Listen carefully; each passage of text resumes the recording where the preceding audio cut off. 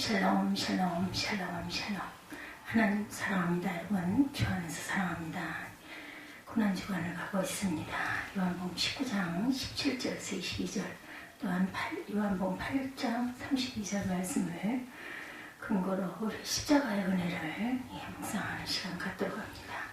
요한복음 19장 17절이죠. 그들이 예수를 맡음에 예수께서 자기의 십자가를 지시고 해골이라는 곳에 가시니 그들이 거기서 예수를 십자가에 못 박을새 다른 두 사람들 그와 함께 좌우편에 못 박히니 예수는 가운데 있더라. 빌라도가 표를 써서 십자가 위에 붙이니 나사렛 예수 유대인의 왕이라 기록되었더라. 예수께서 못 박히신 곳이 성에서 가까운 곳으로 많은 유대인이 표를 읽는데 히브리와 로마와 헬라 말로 기록되었더라. 유대인의 대제사장이 빌라도에게 이르되 유대인의 왕이라 쓰지 말고 자칭 유대인의 왕이라 쓰라 하니 빌라도가 대답하되 내가 쓸 것을 썼다 하니라. 이렇게 말씀하죠. 요한복음 18장 32절 우리가 잘 아는 말씀이죠. 진리를 알지니 진리가 너희를 자유롭게 하리라. 아멘. 이 땅의 모든 교회들 예수님의 십자가의 고난을 생각하고 예배를 드리고 있을 것입니다. 새벽마다 또한 아침마다 아니면 본인의 시간에 여유가 가장 조용하고 가장 먼저 아침에 일어났을 때 하나님께 영광을 돌리고 묵상하는 시간, 그리고 한 주간 고난주간을 가고 있고 종려주일을 우리가 맞아서 이제 새롭게 또한 가고 있습니다. 예수님이 당하신 고난을 깊이 묵상함으로 주님의 은혜와 사랑을 다시 새기시고 주님 앞에서 성도답게 살고자 다짐하는 귀한 시간이 되시기를 주님의 은혜로 축복합니다. 고통의 극치인 십자가 형틀이 오늘날은 영광의 상징으로 이해가 되기도 합니다. 십자가 목걸이, 십자가 반지, 또 어떤 나라의 박물관에는 왕관에도 훈장에도 십자가가 새겨져 있기도 하죠. 본래 십자가는 가장 무서운 형벌의 상징입니다. 잘 아시겠지만 정치범이나 아주 흉악범들에게 내리는 그런 사형 방법이죠. 옛날 우리나라는 주로 사약을 내리거나 교수형, 단두형이 있었습니다. 참고로 말씀을 드리면 옛날 임금이 사약을 내릴 때 미처 사약이 준비되지 못했을 때 담배 잎을 삶은 물을 먹여서 돌아가게 하기도 했다 그래요. 담배 2개피를 삶아 그 물을 토끼에게 먹이면 토끼가 3분 안에 죽는다고 합니다. 그리고 담배 2갑을 삶아 그 물을 마시는 사람이 3분 안에 죽는다고 그러네요. 흡연을 주의해야 되겠죠. 누가복음 17장 2절에 연자맷돌이 그 목에 매어 바다에 던져지는 나으니라 이렇게 말씀합니다. 이것은 고대 근동지방의 사형 방법 가운데 하나였다고 그래요. 이 형벌은 중죄인에게 내리는 것으로 장례식조차 할 수가 없겠고 시체를 깊은 바다에 던져버리는 형벌. 여러 가지 형벌 중에서 가장 모질고 잔인한 처형 방법은 십자가입니다. 그래서 잔인한 로마 군인들은 세계에서도 십자가만은 이야기하지 말자라고 했다고 그러네요. 만일 황제가 식사할 때 누군가가 십자가 이야기를 했다가는 당장 끌어내어서 매질을 할 정도로 십자가는 끔찍한 형벌의 대명사였다고 그러죠. 십자가에 달리는 광경을 본 사람이라면 평생 이 악몽으로 기록될 정도로 아주 처참한 참혹한 것이었다고 합니다. 이 십자가형은 본래 페르시아에서 유래된 것인데 나무에 매달아 놓고 죽이는 이유가 있다고 합니다.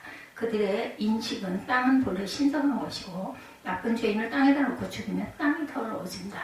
이런 생각으로 죄인의 발에 땅에 닿지 않도록 하기 위해 생각하는 것이 십자가형이었다고 합니다. 더구나 공중에 매달은 시체는 치우는 것이 아니라 그대로 두어서 새들이 뜯어먹도록 한다고 그래요. 그러니 얼마나 끔찍하겠습니까? 이런 십자가형을 로마 사람들이 도입을 해서 역적이나 도망가다 붙잡힌 노예들에게 적용했다고 그래요. 역사적으로 로마 안에서는 십자가형을 내린 적이 없었답니다. 또한 로마인들에게는 절대로 십자가형을 내리질 않아요. 다만 그들이 노예나 식민지 사람들에게만 내리는 최고의 형벌이었죠. 전혀 죄가 없으신 예수께서 억울한 누명을 쓰고 이 십자가의 형을 당하셨어요. 로마 시민이라면 아무리 중죄인이라 할지라도 십자가형에 처하지 않았다고 그러죠. 그래서 로마 시민권을 소유했던 바울 사도는 단두형에 처해집니다. 예수님께서 노예나 식민지 사람들에게 만들어내는 십자가형을 당하셨다는 것은 어떻게 보면 약속의 그 서러움과 함께 당하신 것일 수도 있죠. 십자가는 죄인 자신이 밀고 갑니다. 죽을 곳을 향해서 걸어가는 것도 힘든 상황에 무거운 십자가를 지고 가는 고역은 이루 말로 할 수가 없었을 것입니다.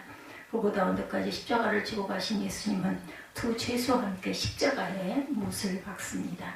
강도와 같은 죄인임을 나타내기 위해서죠. 십자가에 못 박아 죽이되 옷을 다 벗기고 그 수치스러움은 또한 이루 말할 수가 없겠죠. 능력의 주님께서 왜 이렇게 아무 힘없이 돌아가셨을까? 그 까닭은 오직 한 가지 우리에게 자유함을 진리가 너희를 자유하게 하리라. 이 말씀을 실천하기 위해서이죠. 예수께서 요한복음 8장 32절에 진리를 알지니 진리가 너희를 자유롭게 하리라고 했어요. 이 진리란 예수 그리스도를 가리키는 말씀입니다. 요한복음 14장 6절에 예수께서 이르시되 내가 곧 길이요 진리요 생명이니 라고 하시죠. 예수님의 십자가로 말미암아 우리가 누릴 자유는 과연 어떠한 것일까?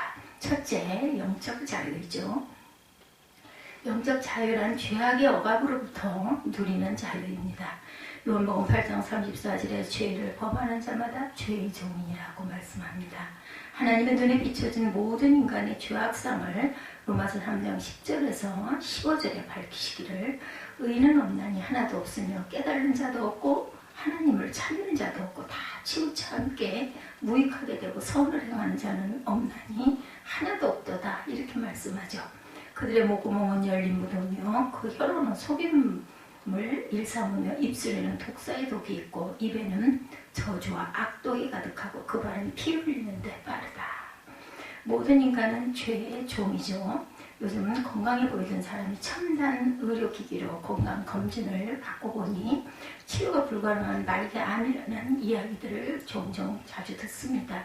하나님 앞에서 인간의 모습은 이와 같습니다.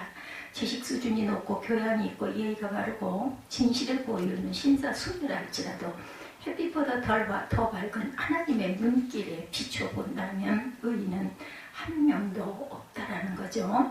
모두가 추한 죄인, 죄의 종입니다. 이런 인간의 마지막이 무엇일까요? 하나님과 원수되고 영원한 멸망을 받게 되죠. 죄의 삭은 사망. 로마서 6장 말씀이죠. 야고보서 4장 4절에도 세상과 벗된 것이 하나님의 원수됨을 알지 못하느냐라고 합니다. 하나님과 원수된 인간 영원한 멸망의 자리에 놓인 것이 인간의 처지.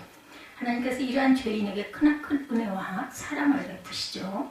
하나님의 아들 예수께서 사람의 몸으로 이 세상에 오셨어요. 이 크신 하나님의 사랑을 요한복음 3장 16절에서는 증거합니다. 하나님의 세상을 이처럼 사랑하사 독생자를 주셨으니 이는 그를 믿는 자마다 멸망하지 않고 영생을 얻게 하려 하십니다. 예수님의 십자가 고난에 대해서 이사야 53장 5, 6절에서 말씀하죠. 그가 찔림은 우리의 허물 때문이요 그가 상함은 우리의 죄악 때문이라. 그가 징계를 받음으로 우리는 평화를 누리고 그가 채찍을 맞음으로 나음을 받았도다. 우리는 다 양 같아서 그릇 행하여 각기 제 길로 갔거늘 야훼께서는 우리 모두의 죄악을 그에게 담당시키셨도다. 이처럼 예수님의 십자가는 우리의 죄값을 대신해서 고난이셨습니다. 하나님이 베푸시는 속죄의 은총에 대해 이사야 1장 18절에 말씀하기를 오라 우리가 서로 변론하자 너희 죄가 조금 같을지라도 눈과 같이 희어질 것이요 진홍같이 붉을지라도 양털같이 희게 되리라고 하셨어요. 이 말씀은 예수께서 십자가에서 흘리신 피의 공로로 인한 속죄의 자유를 가리키는 것입니다. 예수님의 십자가에서 흘리신 피의 공로를 믿는 사람은 어떤 죄든지 다 용서를 받고 하나님의 자녀가 되는 것이죠. 예수님의 십자가 사랑에 대해서 로마서 5장 8절에 우리가 아직 죄인 되었을 때 그리스도께서 우리를 위하여 죽으심으로 하나님께서 우리에게 대한 자기의 그 사랑을 확증하셨느니라고 말씀합니다. 아무 쓸모없는 죄인인 우리를 사랑하셔서 예수께서 십자가에 못 박혀 돌아가셨다는 거죠. 이 말씀을 종합해 보면 사람은 누구나 다 죄인이다. 죄를 범한 인간은 하나님과의 관계가 끊어져서 영원한 멸망인 지옥의 형벌을 받게 됩니다. 이러한 인간들을 사랑하신 하나님은 인간을 구원하시기 위해 독생자 예수 그리스도를 사랑의 몸으로 이 세상에 보내셨어요. 세상에 오신 예수님은 우리의 죄값을 대신해서 십자가에 못 박혀 돌아가십니다. 이 은혜를 깨닫고 하나님을 섬기는 사람은 누구나 다 죄사함을 받고 하나님의 자녀가 되고 영원한 생명을 얻게 된다는 거죠. 세계 모든 교회들이 예배 시간마다 고백하고 있는 사도신경 주후 4세기경 교회들이 만든 것입니다. 근데 사도신경보다 더 앞서 있었던 니케아 신조라는 것도 있습니다. 지금도 유럽 교회 가운데 성탄절이나 부활절 고난주간에 사도신경이 있는 니케아 신조를 고백하는 교회들이 있다고 그래요. 그 니케아 신조에 우리를 위하여 그리고 우리를 구원을 위하여 그리스도는 우리를 대신하여 죽으셨다라는 대목이 있는데 로마서 6장 23절에 죄의 삭은 사망이요 하나님의 은사는 그리스도 예수 우리 주 안에 영생이라 이렇게 말씀하죠. 영원한 멸망에서 영원한 생명으로 옮기시는 하나님의 역사가 바로 예수님의 십자가입니다. 어둠에서 빛으로 옮기신 하나님의 역사가 예수님의 십자가입니다. 얼마나 귀하고 복된 일인지요. 그래서 예수님의 십자가를 가리켜서 복음, 복된 소식이다 이렇게 말합니다. 이 복음을 듣고 그리스도를 영접하는 사람은 죄악으로부터 자유함을 얻게 되죠. 이것이 곧 영적 자유, 영생입니다. 우리는 이미 이 자유를 얻었죠. 예수께서 말씀하시기를 내가 진실로 너희에게 이르노니 내 말을 듣고 나 보내신 이를 믿는 자는 영생을 얻었고 심판에 이르지 아니하나니 사망에서 생명으로 옮겼느니라 말씀합니다. 나 보내신 이를 믿는 자는 영생을 얻었고 라는 과거 완료형 이미 확정되었다는 거죠. 이것은 전적인 하나님의 은혜입니다. 예수님의 십자가 공로 우리는 이 크신 은혜를 하나님께 감사해야 할 줄 믿습니다. 두 번째, 첫째 영적 자유, 두 번째 육적 자유죠.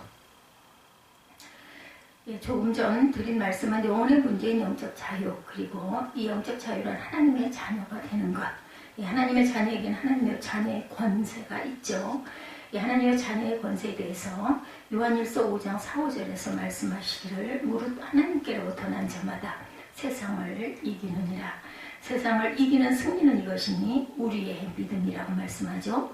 예수께서 하나님의 아들이심을 믿는 자가 아니면 세상을 이기는 자가 누구냐라고 말씀합니다. 하나님의 자녀는 세상을 이긴다라는 것입니다. 풍파 많은 세상을 이기죠. 고난 많은 세상을 이깁니다. 슬픔 많은 세상 또한 이깁니다. 어떤 자유? 첫째, 억압에서 해방되는 자유입니다. 예수님은 십자가에 못 박히시기 전 은 30에 팔리셨어요. 당시 노예의 몸값이 은 30이었기 때문입니다. 만물의 주인이신 예수님의 우리를 대신하여 노예의 몸값으로 팔리셨습니다. 이로 인해서 우리가 자유함을 얻었죠. 예수님은 십자가 복음에 전파되는 것은 어디나 자유함이 있게 되죠. 기독교가 전파되는 곳에는 노예제도가 다 사라졌어요. 유럽에 기독교가 전파되었을 때 봉건 제도가 무너집니다. 기독교의 미국의 노예제도가 사라지죠. 우리가 살고 있는 이 땅에 복음이 전파되었을 때 양반과 상민제도, 남존여비 사상이 사라졌습니다. 100년 전 우리나라 선교사로 오셔서 40년간 수고하신 아치볼드 킨백이라는 분이 글을 쓴 것을 보면 그분이 서울 장안을 묘사하기를 사람들이 여자를 천대하여 자기의 딸을 팔아먹고 아내를 천대하여 거리에서 머리채를 끌고 다니고 아내는 매를 맞고 문둥이들이 거리를 활보하고 소금과 거지들이 거리에 우울대는 서울 장안이다 이렇게 묘사하고 있습니다. 암묵이죠. 우리 사회가 언제부터 근대 교육의 눈을 뜨게 되었는가? 하나님의 충성된 종들이 예수 그리스도를 전하고자 이 땅을 찾을 때부터였습니다. 1885년 이 땅에 선교사라 온 아펜젤로 목사가 대지학교를 세운 것이 최초의 학교입니다. 또한 아펜젤로 목사와 같은 날 이 땅에 선교사로 온 언더우드 목사는 경신학교와 연세대학을 세우죠. 그 수많은 선교사들로 인해 전국 곳곳에 학교가 세워집니다. 이런 교육의 모체가 돼서 우리 오늘날 세계 속의 대한민국으로 아주 그 교육열이 높은 그러한 나라로 대명사로 불리는 나라로 대한민국은 우뚝 서죠. 지금 우리들이 누리는 모든 자유와 번영은 하나님의 은혜임을 잊지 말아야 되겠죠.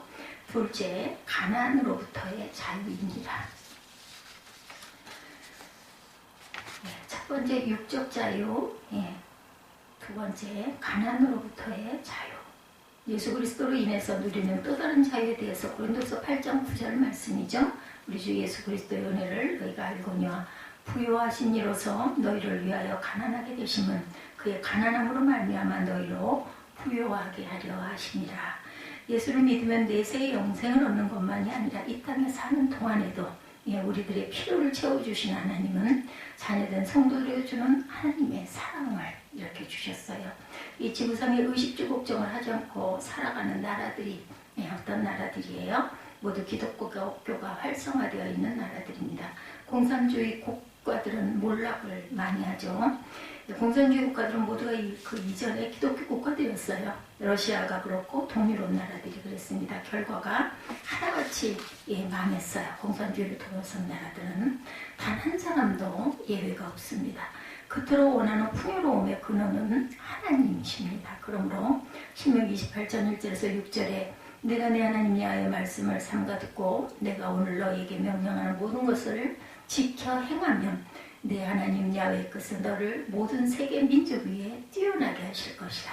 내가 내 하나님 야훼의 말씀을 청종하면 이 모든 복이 내게 임하여 내게 이르리니 성읍에서도 복을 받고 들에서도 복을 받을 것이며 내 몸의 자녀와 내 토지의 소산과 내 짐승의 새끼와 소와 양과 양의 새끼가 복을 받을 것이며 내 광주와 떡반죽 그릇에 복을 받을 것이고 내가 들어와도 복을 받고 나가도 복을 받을 것이라고 말씀합니다. 이처럼 십자가의 공로로 하나님의 자녀된 사람에게 주시는 풍요로움의 은혜가 있죠. 몇 년 전 미국에서 살고 있는 한 교포가 이런 글을 썼습니다.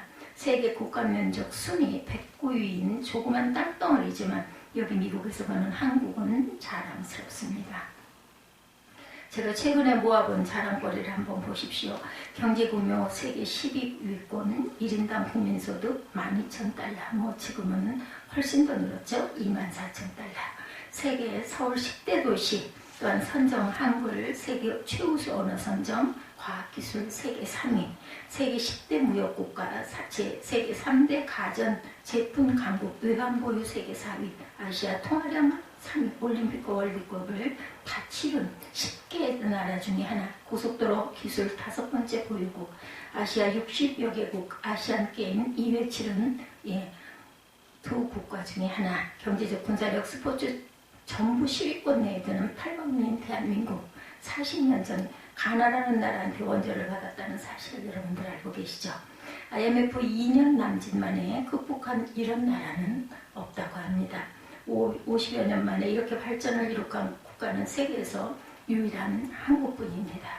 어느 부모가 자식이 가난하게 살기를 바라겠습니까?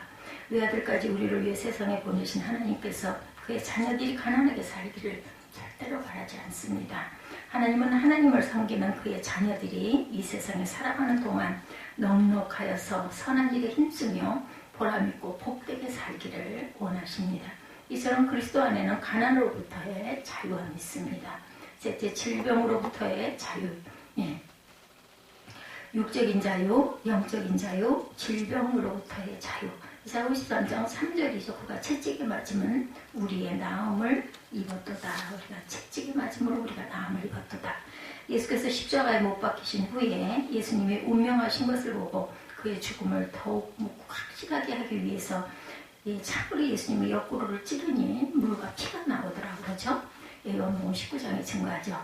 이때 있어진 일에 대해서 로마 전설에 이런 이야기가 있습니다. 그때 예수님의 옆구리를 찔렀던 로마 군인은 외는 병사였다고 합니다. 예수님의 옆구리에서 흘러내린 물과 피가 그 병사의 얼굴에 떨어지고 그 병사의 한쪽 눈에 그만 들어갔어요. 그때 그는 눈을 감고 생각하기를 내가 그를 찔러 나는 그와 원수가 되었는데 그의 몸에서 나온 물과 피가 분명히 나를 저주해서 내게 남아있는 한쪽 눈마저 멀어져서 완전히 소경이 되겠구나 라고 절망했다고 그래요. 그러면서 그는 조심스럽게 눈을 떠보았습니다. 그런데 소경이 아니고 눈이 뜨여서 보였다 그러죠. 시력을 잃고 있었던 눈까지 완전하게 되었습니다. 그때 그는 창을 주워 던지면서 나는 그를 찔러 저주했는데 그의 몸에서 나온 물과 피는 나를 축복해서 내 감겼던 눈을 뜨게 하였다. 이는 참으로 세상에 오실 구세주라. 나는 그를 믿노라. 라고 그 순간부터 그리스도의 신실한 제자가 되었다고 합니다.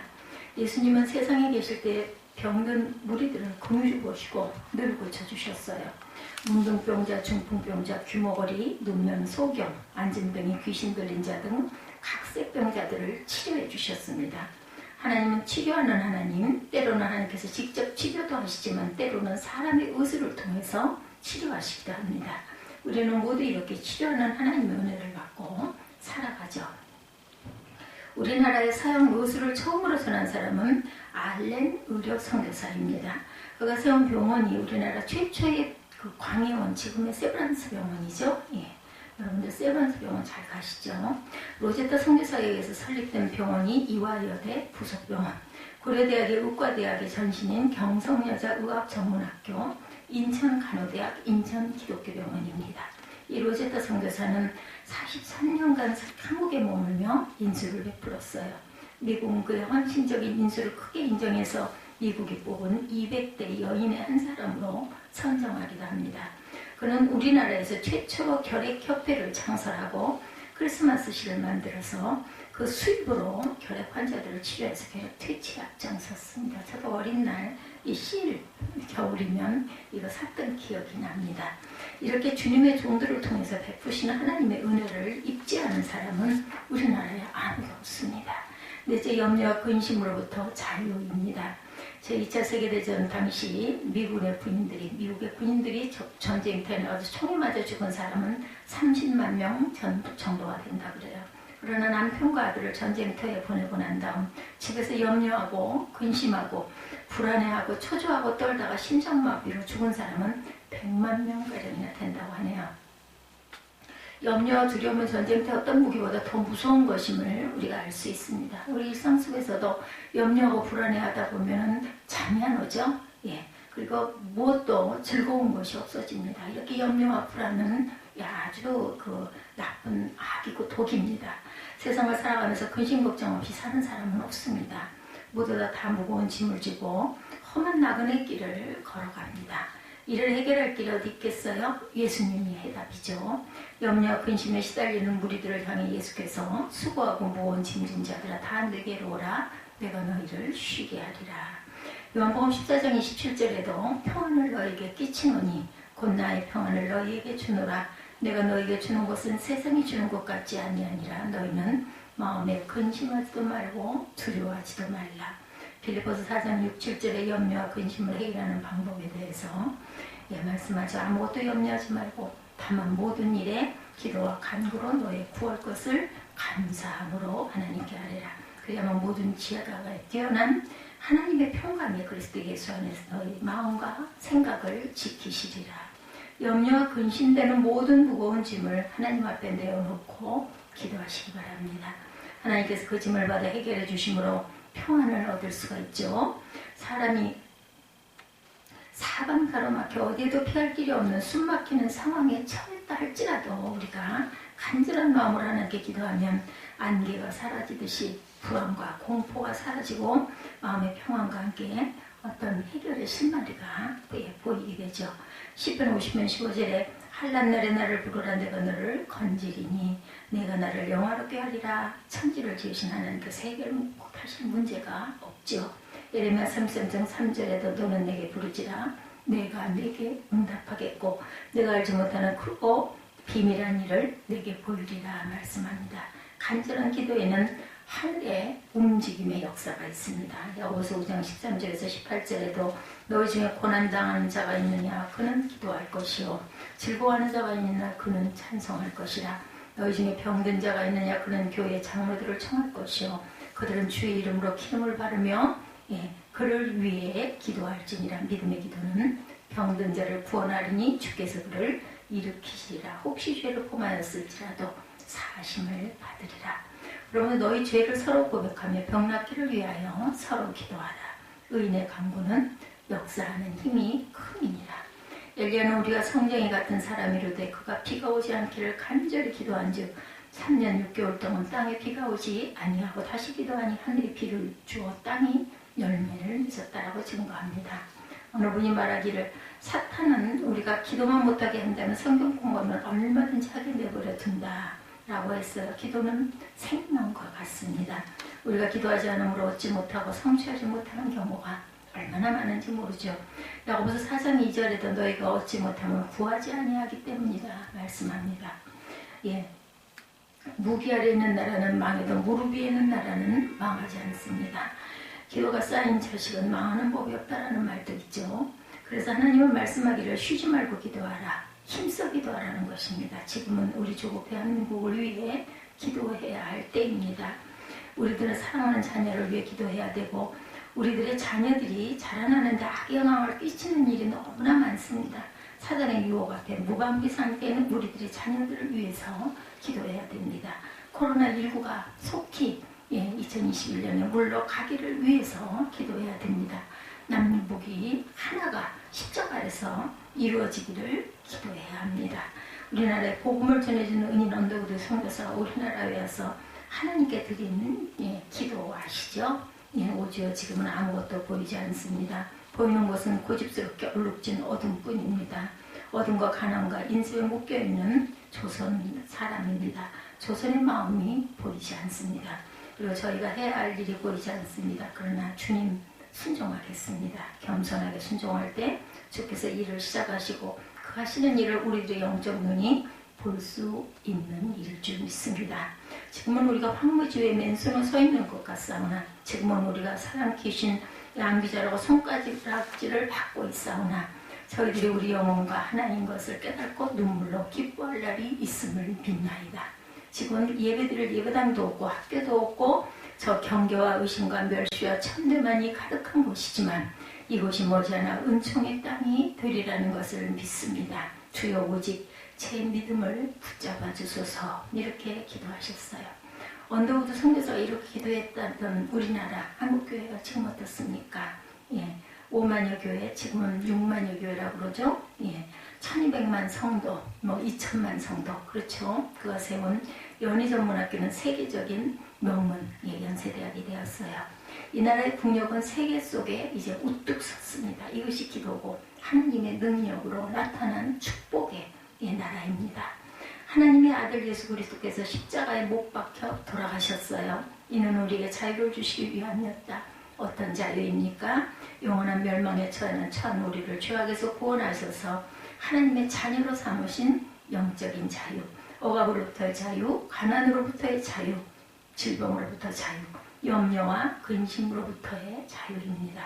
이토록 귀하신 하나님께 감사하며 하나님의 영광을 위해서 온몸과 마음과 뜻과 정성을 다하여 섬기시고 또한 이 사순절 종료주일 또한 고난주간 마지막 주간을 아름답게 기도하시고 살아가시기를 주님의 이름으로 축복합니다. 기도하시겠습니다.